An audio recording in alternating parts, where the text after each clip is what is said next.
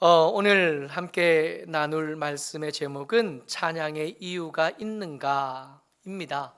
예수 믿는 사람이 되고 이제 성도가 된 사람들에게 찬양은 뗄래야 뗄 수 없는 우리의 반드시 하게 되는 필수 과목, 필수 요소가 됩니다.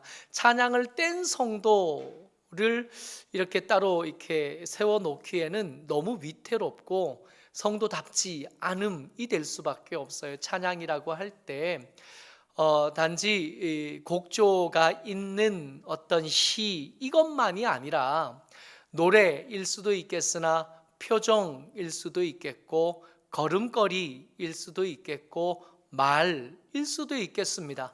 우리가 찬양으로 사람들 앞에 세상 앞에 이렇게 섰을 때 우리가 존경받고 우리가 높임을 받는 게 아니라 하나님이 높으심을 받고 하나님이 칭찬받으시고 하나님께서 영광을 얻으신다면 그 표정이 찬양이 되는 거고 그 말이 찬양이 되는 거고 그 행동이 찬양이 되는 거고 그 노래가 찬양이 되는 거가 될 겁니다. 이 찬양, 뗄 수 없는 이 찬양을 어떻게 할 건가? 이 찬양이 더 아름다운 찬양이 되고 더 좋은 찬양이 되려면 어떻게 해야 되는가 하는 질문을 할 때 대답은 이렇게 떨어지게 됩니다. 왜 찬양해야 되는가 말이에요. 우리가 성도가 됐으니까 찬양을 하기는 해야겠는데 왜 찬양하냐고요. 옆에서라 하니까, 앞에서 찬양 인도하는 사람이 손을 들라 그러니까, 일어서라 그러니까, 목소리를 내라 그러니까, 박수를 치라 그러니까, 앞에서 이 타악기가 둥둥둥 소리를 내면서 마음이 흥분이 되니까 그렇게 하는 찬양도 찬양입니다. 그러나 그것만 가지고 하나님의 영광을 드러낼 수는 없고 그것만 가지고 하나님을 찬양했다 하기에는 한없이 부족할 수밖에 없습니다. 그래서 오늘은 시편 47편 이 시인의 고백을 함께 나누면서 왜 찬양하는가 하는 이야기, 찬양의 이유를 함께 살펴보려고 합니다. 이 시인의 47편 이 시를 읽어보면 세상에는 두 종류 사람이 있어요. 이게 공대에는 학교 가면 대학 가면 공대에는 세 종류의 사람이 있대요. 남자와 여자와 공대 여자, 다른 거예요. 농담처럼 하는 말입니다. 세상에는 이 시인의 분류법에 따르면 두 종류의 사람이 있어요. 1절 말씀 같이 읽습니다. 시작.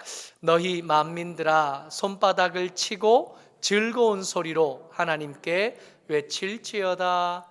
아멘. 여기 너희 만민들아 하고 마땅히 찬양을 하여야 될 사람들을 초청하고 같이 노래하자 그러는데, 너희 만민들아가 우리가 볼 때는 그냥 너희 만민들아지만 앞에 정관사를 더해 놨습니다. 근데 이 정관사가 더해지게 되면 전체 모든 사람의 형상을 입은 전체 사람에게서 다시 구분되어지게 돼요. 컵인데 그냥 컵 아니라 그 컵 그러면 다른 컵이 되는 거잖아요. 다른 컵은 안 되고 그 컵만 되는 거잖아요. 세상에 교회들이 많지만 모든 교회 말고 그 교회, 지난 주일날 우리가 예배드렸던 교회, 그러면 다른 여러 교회들과 구분되는 하나가 떠오르게 되는 겁니다. 너희 만민들한데 그냥 너희 만민들아가 아니라 콕 찍어서 너희 만민들. 이 만민들은 어떤 사람들이냐 하면 손바닥을 기꺼이 치기로 결정한 사람들, 즐거운 소리를 내서 하나님을 찬양하고 하나님을 향하여 큰 소리를 외치는 데에 스스로 동의한 사람들, 너희 만민들, 마땅히 찬양해야 되고 소리쳐야 되고 손뼉을 쳐야 될 그 사람들에 대하여 이 시는, 그 시편은, 이 시인은 노래하고 있는 겁니다. 그러니까 이 시인은 아무나 읽는 게 아니라, 모든 사람이 다 읽는 게 아니라, 하나님은 칭찬받으셔야 됩니다. 하나님을 향하여 높여드려야 되고 영광은 하나님의 것이 맞습니다 하고 동의하는 사람들이 부르는 노래가 47편이라는 거예요. 근데 이 47편을 이렇게 길지 않은 시편을 이렇게 읽어가다 보면 우리나라 한글 성경에서는 숨겨져 있는 단어가 왜냐하면 이라는 단어가 두 번이 등장을 해요. 2절과 7절에 등장하는데 먼저 2절 한번 읽어볼까요? 시작. 지존하신 여호와는 두려우시고 온 땅에 큰 왕이 되심 이니이로다. 왜냐하면을 더해서 읽으면 또 뜻이 달라지는데 하나님을 찬양해야 된대요. 손뼉을 쳐야 되고 큰 소리를 내야 된대요. 왜요? 왜냐하면 그 하나님이 지존하시기 때문이에요. 그 하나님이 두려운 우리의 왕이 되시기 때문이다 그래요. 7절에서는 왜냐하면이 한 번 더 반복되는데 7절 한 번 더 읽죠. 시작. 하나님은 온 땅의 왕이심이라 지혜의 시로 찬송할지어다. 이 7절도 앞에 한글 성경에는 나오지 않지만 원래 히브리어 성경에는 왜냐하면이 들어가 있는 겁니다. 왜 찬양해야 되는지 이 시는 뚜렷한 이유가 있다고요. 찬양해야 되는 사람들이 여러분들과 우리 마땅히 찬양해야 될 사람인데 그냥 옆에서 소리가 나오니까 흥얼거리는 것처럼 찬양하는 것으로는 부족할 수밖에 없는 거예요. 왜 찬양해야 되는지 알아야 되는 거예요. 그 고백에 동의하고 아멘해야 그때 비로소 찬양이 제대로 된 품격을 갖추기 시작하고 찬양이 찬양다워지는 겁니다. 옛날에 어릴 때 교회 다니지 않을 때 기억에 성탄절이 가까워지면 옛날에는 음반 가게가 있었잖아요. 레코드 가게, 그 LP를 파는 가게들이 있었는데 이게 번화가 곳곳마다 있었거든요. 거길 지나가 보면 소리가 들리는 거예요. 캐롤 소리가. 그때 교회 다니지 않을 때인데도 성탄절이 되면 이런 노래가 거리에 울려 퍼지지 그러고 잘 모르면서도 흥얼거리며 따라했던 기억들이 있습니다. 근데 그거를 찬양이라고 우기기는 좀 민망하잖아요. 정도의 차이는 있겠지만 왜 찬양해야 되는지 이유를 잘 모르면서 그저 옆에서 하는 사람들이 하는 노래를 흥얼거리고 어디서 많이 들었던 소리라 그저 따라 부르는 것으로 찬양이 되게 이게 찬양입니다 하기에는 많이 모자라고 많이 부족하게 되는 겁니다. 오늘 우리가 이 시인의 자기의 찬양할 수밖에 없는 이유를 같이 나눈 다음에 우리의 찬양이 좀 달라졌으면 좋겠습니다. 옆에 사람이 부르니까 따라 부르는 노래, 곡조와 멜로디가 마음에 드니까 그것이 잘 만들어진 노래니까 옆에서 따라하는 그런 노래가 아니라 내가 찬양해야 될 이유를 분명히 인지하고 마땅히 찬양받으셔야 될 하나님을 향하여 경배하고 온전히 찬양하는 그런 저와 여러분 되시기를 주의 이름으로 축복합니다. 첫 번째, 이 시인이 찬양해야 되겠다라고 결정하고 마땅히 찬양해야 된다고 사람들에게 권할 수 있게 된 첫 번째 이유는 뭐냐면 하나님이 왕이시기 때문입니다. 같이 읽어요. 2절입니다. 시작. 지존하신 여호와는 두려우시고 온 땅에 큰 왕이 되심이로다. 아멘. 근데 하나님이 왕이 되셨대요. 여러 번 들어본 얘기라 그런가 보다. 그렇지, 하나님 예수 믿는 사람들, 교회 다니는 사람들 다 습관적으로 하는 말이지. 근데 가만히 이 시인의 고백을 들어보면 그냥 그 정도의 말이 아닌 것을 알 수 있어요. 왕이 있으면 그 왕이 다스리는 백성이 있을 거 아니에요. 왕이 혼자 왕하지는 않잖아요. 백성이 있어야 되는데 그 백성으로 이 시인이 누구를 소개하냐 하면 야곱으로 하나님의 왕 되심을 인정하는 백성으로 야곱이라고 말씀하신다는 겁니다. 4절 말씀이요. 같이 읽어요. 시작. 우리를 위하여 기업을 택하시나니 곧 사랑하신 야곱의 영화로다. 왕이 당신의 기업으로 백성들을 선택했는데 누구를 선택했다고요? 야곱을 선택하셨대요. 근데 이게 말에는 어감이라는 게 있거든요. 여기서 야곱 그러면 우리 떠오르잖아요. 이스라엘 백성들을 떠오르잖아요. 근데 이스라엘 백성들을 이스라엘이라고 부를 때 하고 야곱의 후손들 혹은 야곱이라고 부를 때는 이게 어감이 달라요. 이스라엘 부를 때는 이스라엘이라고 부를 때는 이 야곱이 이스라엘이라는 이름을 얻었던 장면을 우리가 떠올리잖아요. 그 많은 부유함, 많은 재산을 이끌고 하나님 자기의 원래 땅, 아버지의 땅으로 돌아올 때 형을 만나기는 해야겠는데 그 형을 만나는 것이 두려워서 자기 재산들 먼저 보내고 첩의 자식들을 먼저 보내고, 그렇게 자기는 제일 뒤에 남아서 하나님 살려주십시오 하던 그때를 떠올리게 되는 거예요. 그때 이 야곱을 불쌍히 여기신 하나님께서 이름을 바꿔주시잖아요. 네가 하나님과 겨루어 이겼다. 그러고 이스라엘이란 이름, 백성의 이름이고 당신의 백성의 이름이에요. 근데 한 명이 아니라 백성들을 말씀하시면서 야곱이라 그랬다는 것은 다른 의미가 있는 겁니다. 다른 의도가 있어요.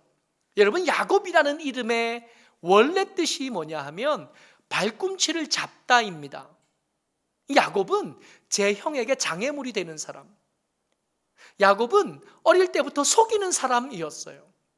아버지도 속이고 어머니도 속이고 형도 속이고, 자기가 원하는 것을 얻기 위해서라면 주변의 사람들을 얼마든지 도구로 이용할 수 있는 사람이 야곱이었다는 겁니다. 그러니까 하나님께서 당신의 백성을 선택하실 때 야곱이라고 그랬을 때, 이 야곱은 이스라엘이라는 이름에 비해서 한없이 부족하고 모자라고 아직 성도답지 못하고 아직 그렇게 대단하지 않고 보잘것없는 사람. 근데 성경에 야곱이라는 단어를 이렇게 보잘것없고 모자란 사람이라는 의미로 쓰는 때가 곳곳마다 등장을 합니다. 이사야 41장 14절에 말씀이요, 같이 읽습니다. 시작. 버러지 같은 너 야곱아, 너희 이스라엘 사람들아, 두려워하지 말라. 나 여호와가 말하노니 내가 너를 도울 것이라. 내 구속자는 이스라엘의 거룩한 이인이라. 아멘. 야곱을 뭐라고 불러요? 버러지 같다. 이 버러지 같다는 단어의 원래 뜻이 벌레예요. 벌레 혹은 지렁이 혹은 특별히 분홍색 벌레. 이 분홍색 벌레를 찧어서 염색의 재료로 쓰기도 한답니다. 그래서 옛날 우리가 익숙하던 옛날 번역본에서는 지렁이 같은 너 야곱아 그랬어요. 그러니까 이 하나님께서 왕이 되셨는데, 그 왕이 되신 하나님께서 당신의 백성으로 누구를 택하셨냐 하면 이스라엘이 아니라 야곱을 택하셨다고요. 그의 잘나고 그의 능력 있고 그의 힘 있고 그의 똑똑하고 그의 지혜 있는 모습 때문에 백성으로 삼지 않으셨다는 거예요. 그의 부족함을 알고 그의 모자람을 알고 그의 자격 없음을 알고 그럼에도 불구하고 백성으로 선택해 주신, 이걸 시를 읽는 사람들이 알기를 원해서 의도적으로 하나님께서 당신의 백성들을 선택하실 때 야곱을 선택하셨다 하고 거기에 의도적으로 써 놓은 겁니다. 여러분, 만약에 능력 있는 순서대로 사람을 줄 세워 놓고 하나님께서 1번부터 70번까지만 내 백성 하자 그랬다면, 여러분 1번부터 70번까지면 꽤 많은데 100번까지밖에 없는 중에 70번, 여러분 그 안에 들 자신이 있으세요? 하나님께서 만약에 100명 중에 80번까지만 내 백성 하자 그랬다면 우리 거기 끼어들 수 있을까요? 우리나라 교회를 대표하는 교회들 쭉 세워놓고 순서대로 세워놓고 만약에 80번까지 교회만 당신의 백성이고 그 나머지 교회는 능력도 없고 힘도 없고 모자라고 제 역할도 제대로 감당 못하니까 내 백성 아니다 그러신다면 우리 안심할 수 있을까요? 하나님께서 우리를 택하실 때 우리가 잘생겨서, 우리가 똑똑해서, 우리가 힘 있어서, 우리가 실력이 있어서, 우리가 하나님 앞에 잘 살아갈 거기 때문에, 지금은 혹시 아니라도 그 자질과 잠재력을 보니까 나중에 되면 그럴듯하게 살 것 같아서 우리를 선택하셨을까요? 최근에 새벽에 출애굽기 말씀을 읽기 시작했습니다. 우리가 너무 잘 아는 말씀이, 레위인 부부가 있었는데 그 레위인 부부가 아들을 낳았대요. 아들을 낳으면 나일강에 던져야 되는데, 근데 그 아들을 낳아서 보니까 예뻤대요. 너무 잘생겨서 3개월을 숨겨 길렀답니다. 근데 그 말씀을 보면서 모세는, 그 아기가 모세니까 그 모세는 다른 아기들보다 특별히 더 잘생겼기 때문에 버리지 않고 살려냈겠구나, 그렇게 읽었었는데 그동안 가만히 생각해 보니까 그게 아니라는 걸 알겠는 거예요. 여러분, 어떤 어미가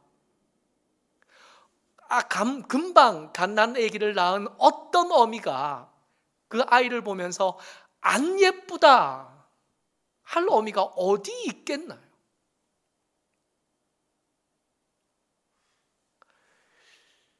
아이가 태어나면 요즘에는 이 코로나 때문에 그걸 못 하는데, 아이가 태어나면 목사들이 신방 가잖아요. 신방 가서 그 아이 안고 할 수 있는 좋은 말 다 떠올리거든요. 해줄 수 있는 축복이란 축복은 다 끄집어내요. 다 끌고 와서 그 아이에게 몽땅 축복해줘요. 그 일을 하는데, 이게 제가 아비는 아니고 제가 어미는 아니니까 남의 애를 이렇게 안고 보면 어떨 때는 좀 더 예쁜 애가 있고 좀 더 예쁜 애가 있기는 해요. 근데 공통적으로 다 별로 안 예뻐요. 이렇게 금방 태어난 아기가 예뻐봐야 얼마나 예쁘겠냐고. 근데 아비가 아닌 제가 보기에 그렇지만 금방 그 아이를 낳는 어미의 눈에 어떻게 덜 예쁜 애가 있겠냐고요. 그러니까 모세만 예뻤던 게 아니라 모든 아이들이 다 예뻤고, 모든 어미들은 하루라도 그 아이를 품에 더 안고 있고 싶었을 거고, 한 번이라도 젖을 더 물리고 싶었을 거구나. 잘나서가 아니라, 더 능력 있고 또 앞으로 더 위대하게 될 거라서가 아니라, 버러지 같지만, 지렁이 같지만, 가치도 없고 실력도 없지만, 그럼에도 불구하고 하나님께서 우리를 당신의 백성으로 삼으시고 내가 기꺼이 너희들에게 왕이 되어 주마 하셨던 겁니다.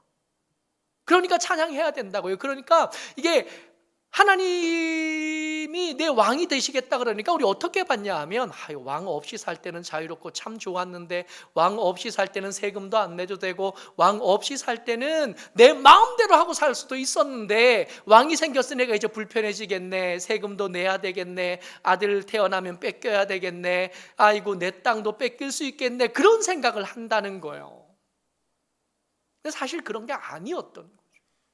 하나님께서 여러분들과 제게 오셔서 내가 니들 왕이다 그러실 때 그 의미가 우리에게 있는 재산을 탐하고 우리에게 능력을 착취할 생각으로가 아니라, 우리의 모자란 것을 채워주고 우리가 싸워야 될 싸움을 대신 싸워주고 우리끼리라면 절대로 누릴 수 없던 평강을 누릴 수 있도록 울타리가 되어 주시겠다 하신 말씀이었다는 겁니다.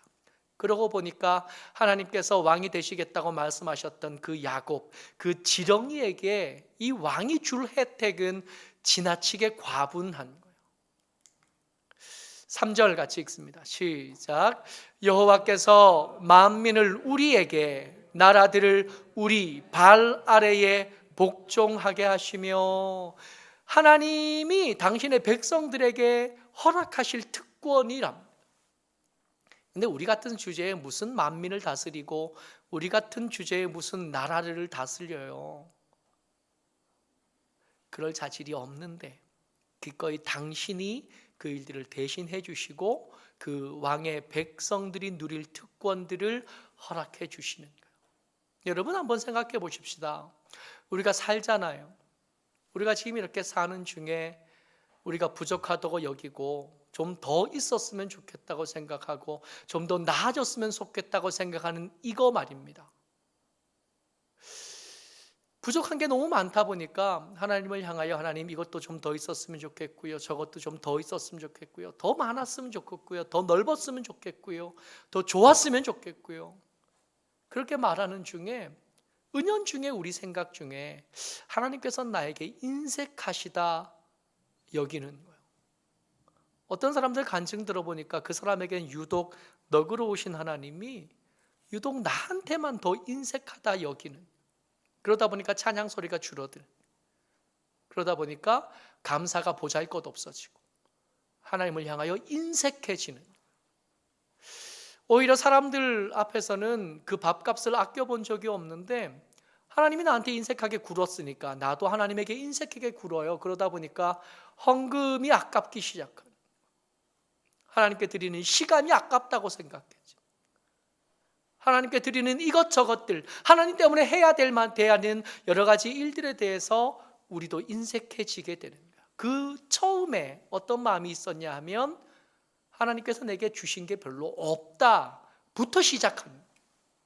하나님께 얻은 게 별로 없다. 근데 이 말씀이 진짜라면, 이 시편 말씀이 진짜라면, 지렁이 같은 우리가 지금, 내가 만약에 지렁이 같은, 말씀대로 지렁이 같은 사람이라면 내가 지금 누리고 있는 것들은 야, 이거 너무 과분한 건데 감사해야 될 대상을 당연히 내 건 줄 알면서 살아가다 보니까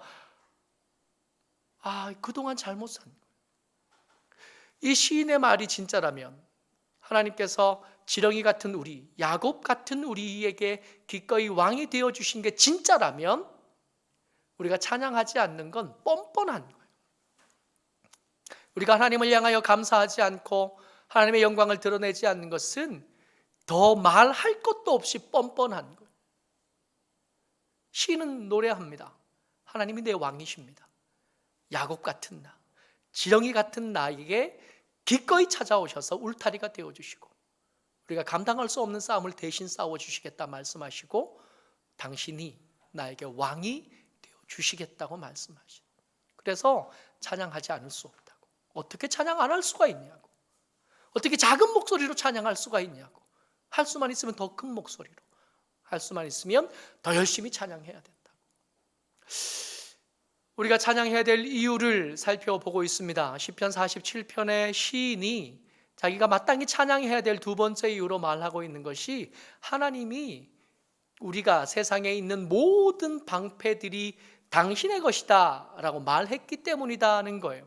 이런 방패는 병사들의 목숨을 지키는 수단이 됩니다. 이건 공격하는 수단이 아니라 자기의 목숨을 지키고 자기의 생명을 보호하기 위해서 쓰는 게 방패인데, 이 방패가 만약에 한 사람의 방패라면 그 사람의 목숨을 지키겠지만 군대를 지칭할 때 우리가 방패라는 말을 자주 쓰잖아요. 이 군대의 방패로 생각한다면 그 공동체를 지키고 나라를 지키는 수단, 이 방패가 튼튼하면 우리는 안전해질 거고 이 방패가 튼튼하면 우리는 평안하게 거할 수 있게 될 겁니다. 그런데 방패가 불실하게 되면 막상 전쟁이 벌어지고 전투가 일어났을 때 그 사람도 위태로워지겠지만 그 방패를 앞에 세우고 뒤에 있던 사람들까지 위태로워지게 될 겁니다.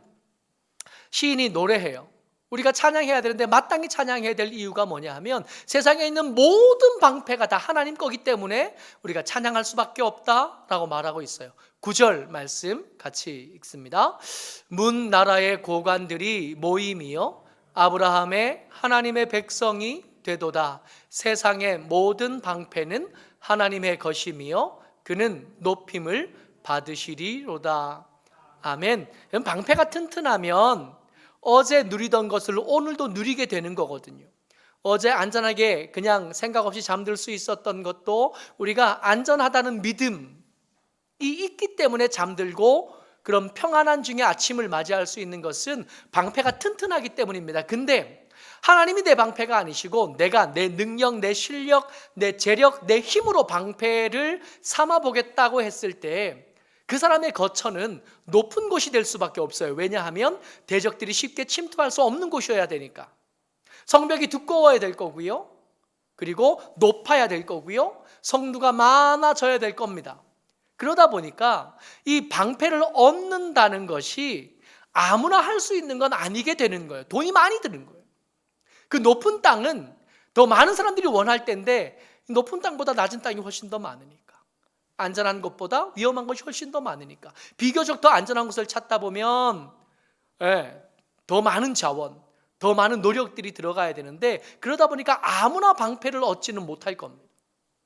최고의 방패를 얻는다고 해도 이 최고의 방패를 가지고 내가 누릴 수 있는 안정감, 그 안전함은 생각보다 그렇게 대단치 않은 것을 봐요. 사진 한 장을 가지고 왔어요. 이 사진 뭐냐 하면 성경에 이게 간접적으로 등장하는 곳입니다. 이 사해 근처에 있는 광야에 있는 마사다라는 요새예요. 헤롯 대왕이 건설한 겁니다. 이 헤롯 대왕이 자기가 정권을 차지하는 중에 흘린 피가 많아요. 그러다 보니까 자기가 안전해야겠는데 자기의 안전을 담보하기 위해서 만약에 폭동이 일어나거나 만약에 반란이 일어났을 때 가서 피해서 안전하게 거할 수 있는 곳을 만들어야 되겠다 생각한 겁니다. 그래서 만든 곳이 이 마사다라는 요새예요. 보기에도 대단하죠. 저 높이가 저기 밑에 밑바닥에서 저까지 높이가 400m입니다. 굉장히 높아요. 400m 위에 평지가 이렇게 있는데 저 평지 넓이만 해도 2만 7천 평쯤 된대요. 그 2만 7천 평 주변에 성벽을 이렇게 쌓았는데 성벽을 6m 높이로 두께 3.7m 두께로 성벽을 이렇게 쌓고 거기에 24m 높이의 성루, 요격할 수 있는, 화살을 쏠 수 있고 감시할 수 있는 성루를 38개나 지었대요. 저 높은 곳에 24m짜리 성루를 38개나, 이 성벽 둘레가 한 1.3km쯤 돼요. 거기다 지어놨어요. 방이 70개쯤 있고요. 저기에 왕궁도 있고요. 지금도 저기 가면 지금도 쓸 수 있는 사우나 시설이 저기에 있습니다. 근데 정말 아이러니한 거, 헤롯 대왕, 예수님의 탄생 때 등장했던 2살 밑에 아기들을 죽였던 그 헤롯 대왕이 지은 건데 정작 헤롯 대왕은 이거 안 써도 됐어요. 이거 안 써도 됐을 뿐만 아니라 이 헤롯 대왕과 그 아들들이 자기 아들들도 쓰지 않았고 아들들의 정권에 대항하던 열심당, 혁명군들이 이 시설을 썼습니다. AD 한 70년쯤에 로마 군대가 예루살렘을 치러 오니까 거기에서 마지막까지 저항하던 열심당들이 예루살렘에서 버티지 못하고 도망간 겁니다. 예루살렘 성을 함락되고 남은 한 900명, 930명쯤 되는 사람들이 이 마사다에 깃들은 거예요. 거기서 3년을 버팁니다. 3년을 버텼는데도 저 성벽 무너지지 않았고요. 거기에 있는 물 떨어지지 않았고요. 식량도 아직 남아 있었고요. 칼도 무기도 아직 남아 있었대요. 그런데 이 훌륭하고 대단한 이 성벽 결국에는 도움이 안 됐어요. 자, 사진 한 장 더 있는데 여기 사진에 보면 이쪽 편에, 저쪽 편에 이렇게 하얗게 된 길이 하나 이렇게 보이지요. 로마 군대가 지은 거예요. 이 요새를 정복하면서 로마 군대가 이 마사다를 먼저 이렇게 뺑 둘러 작은 성벽을 쌓았습니다. 성 밖에서 밖으로 못 나가게, 요새 밖으로 못 나가게 성을 쌓고 그냥 이게 투석기로 돌을 던질 수 있긴 한데 이게 너무 높으니까 투석기가 돌을 던지면 이렇게 여기 떨어지기는 하는데 여기 떨어질 때쯤엔 벌써 힘이 다 없어가지고 성벽을 뚫을 만큼이 안 된 거예요. 아직 정복할 가능성이 없던 성인데 여기에 이제 길을 만든 겁니다. 로마군이. 길을 만들 때 누구를 불러다가 길을 만들었냐 하면 유대인들을 불러다가 길을 쌓은 거예요. 그러니까 유대인들 열심당이 밑에 유대인들 노예들이 돼서 길을 만드는 걸 보고 그 사람들을 차마 죽일 수가 없었던 거예요. 그래서 길이 만들어지는, 길이 다 만들어졌어요. 이제 이 성벽까지 길이 만들어져서 완성된 다음에 로마 군대가 와서 문을, 영화가 있는데 문을 쾅 치고 네이로마 그러고 내려간 거예요. 그리고 다음날 성문을 깨고 벽을 깨고 들어가 봤더니 그 안에 있던, 우리는 너희들에게 진 게 아니야, 우리는 너희들에게 진 게 아니라 우리가 스스로 포기한 거라고. 그래서 서로가 서로를 죽여서 930명이 다 자살해서 죽은 곳입니다. 여러분, 우리가 열심히 돈 벌면 저렇게 안전한 곳에다가 성을 지을 수 있을까요? 우리가 더 큰 권력을 얻으면 저렇게 안전한 곳에다가 요새를 만들어서 안전할 수 있겠다, 그렇게 할 수 있을까요?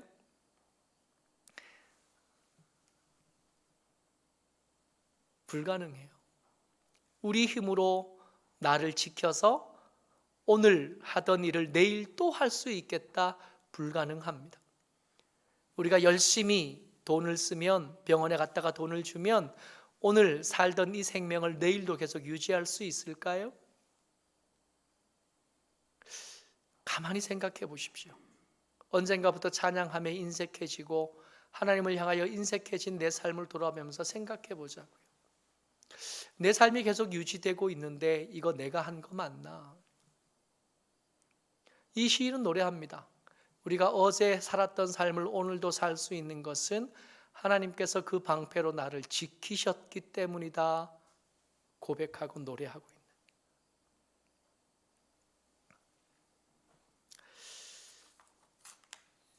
시인은 이 47편 노래를 통해서 우리가 주목해야 될 찬양의 태도들에 대해서 말합니다. 즐거운 함성과 나팔 소리. 즐거운 함성이니까 억지로 한 거는 저기에 못 끼어드는 거예요. 하기 싫은데 옆에서 하라니까, 분위기가 여기서 안 하고 있으면 이거 왕따가 될 것 같으니까 하는 게 아니에요. 즐거워서 스스로 하기로 결정한 거예요.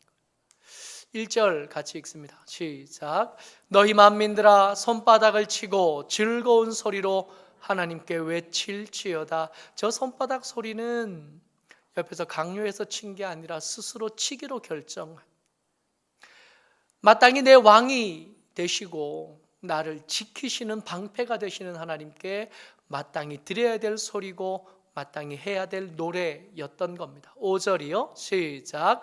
하나님께서 즐거운 함성 중에 올라가시며 하나님 여호와께서 나팔 소리 중에 올라가시도다. 아멘.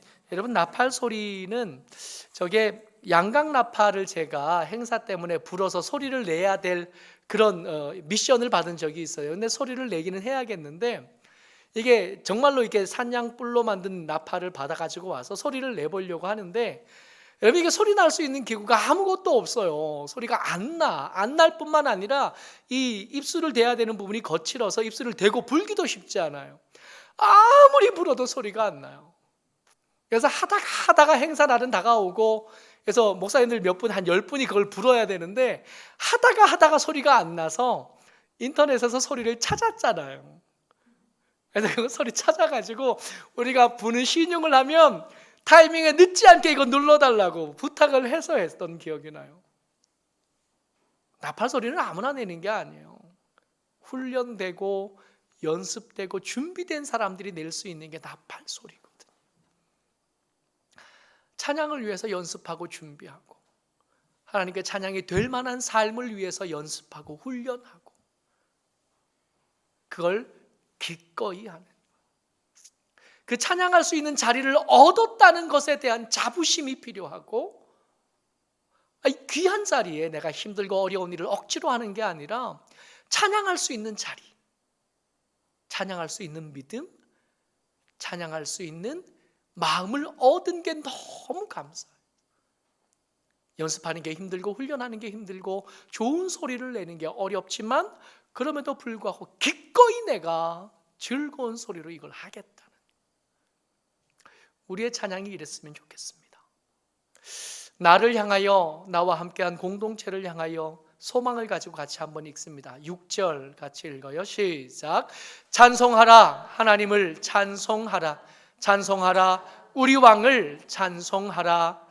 아멘. 모쪼록 하나님 앞에 더 합당한 찬양과 삶으로 하나님의 영광을 드러내는 그런 하나님의 사람 성도들 되시기를 주의 이름으로 축복합니다. 아멘.